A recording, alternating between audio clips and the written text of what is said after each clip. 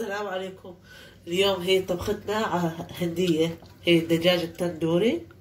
هاي سلخين الدجاج وقطعنا وسلخنا الجلد كلاته وحززناه بالسكينة، شايفين؟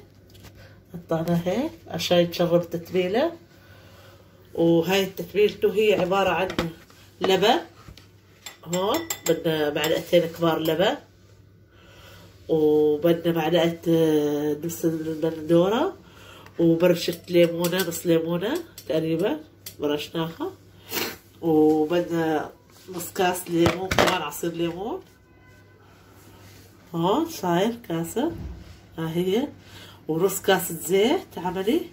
وهاي البهار عندنا هون بهارات بودرة البصل وبودرة الثوم معلقتين كبار، يعني معلقة طعام هيك.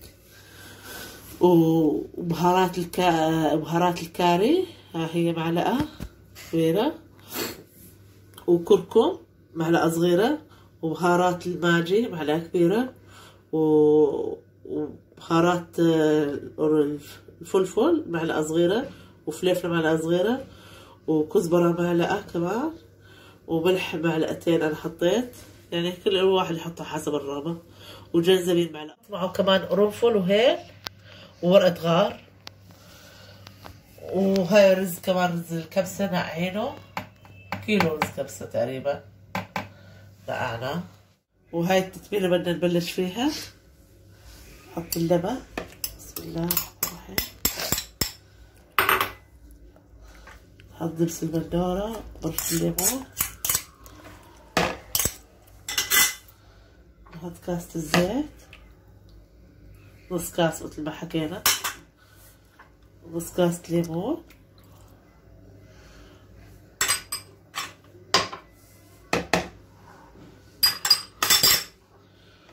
وهاي البهارات.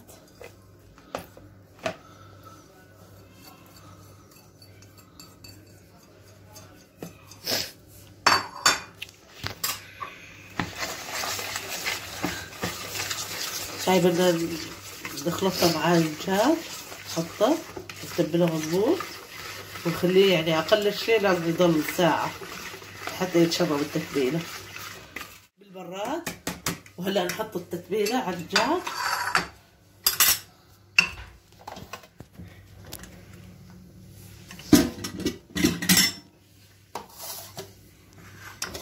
بسم الله الرحمن الرحيم.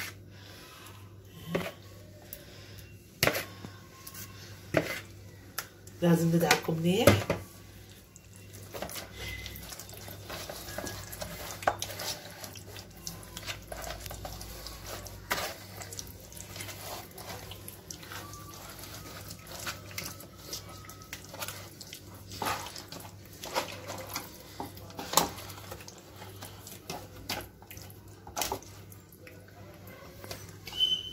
نحط الباقي هون.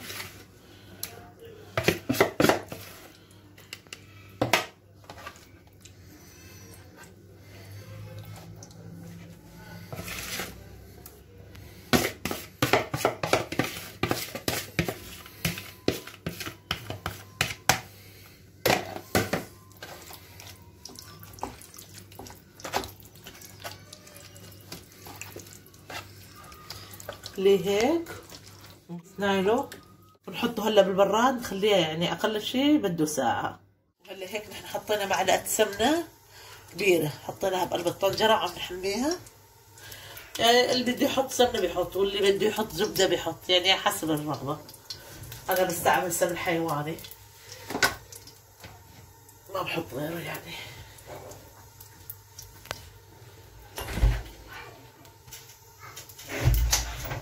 بدي اضيف اول شي هاي هيك تعطي نكهة، الورق الغار والقرنفل والهيل، حركه شوي.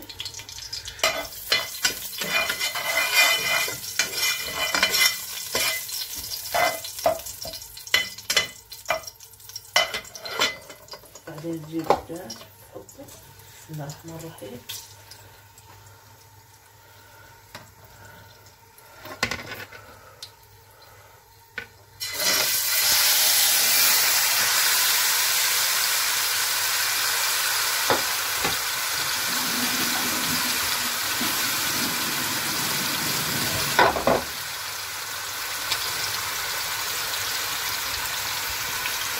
هيك بدنا نخليه شوي شي 10 دقايق هذا حتى مثل ياخذ صدمة.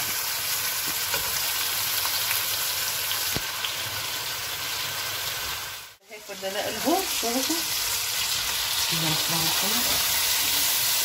يعني هيك ناخذ حذرنا شوي.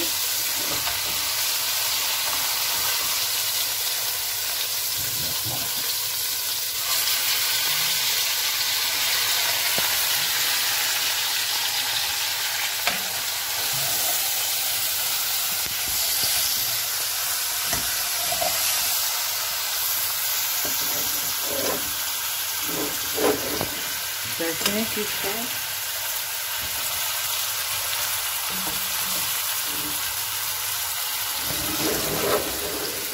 هيك بدنا كل 10 دقايق نقلبه قلبه ونخليه. هلا نحن بدنا نشيله من هون بعد ما قلبناه تمام. بدنا ننظف بدنا نحطه بالطنجرة هاي، لأنه بالطنجرة هذيك بدنا نعمل الرز، يعني على آخر الجاز بدنا نعمل الرز.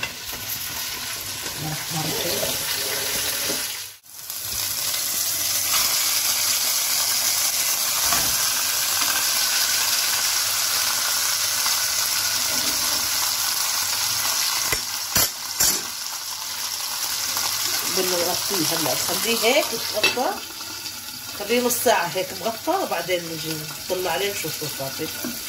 وهلا بدنا نضيف شوية مي للطنجرة. نحط عيار الرز مضبوط، عيار المي، نخليه لحد يغلي بعدين نضيف الرز عليه.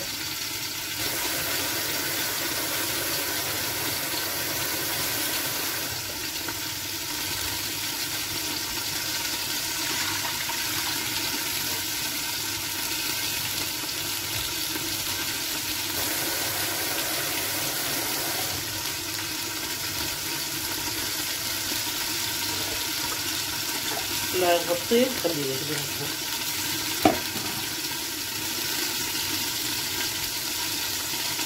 بعد ما غلت المي هلا هيك صار اكلنا جاهز.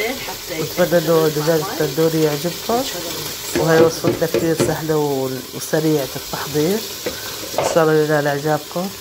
وبتمنى من كل المشتركين بالقناة يفعلوا زر الجرس، واللي حب الوصفة يكتب لنا بالتعليقات، واللي لحد الآن عم يتفرج على فيديوهاتنا وما عمل اشتراك انه يشترك بالقناة يفعل زر الجرس. وبتمنى لكم التوفيق ومع السلامة. عشان بدنا ندخل الدجاج مع الرز حطيناه فوق بعضه. بسم الله الرحمن الرحيم.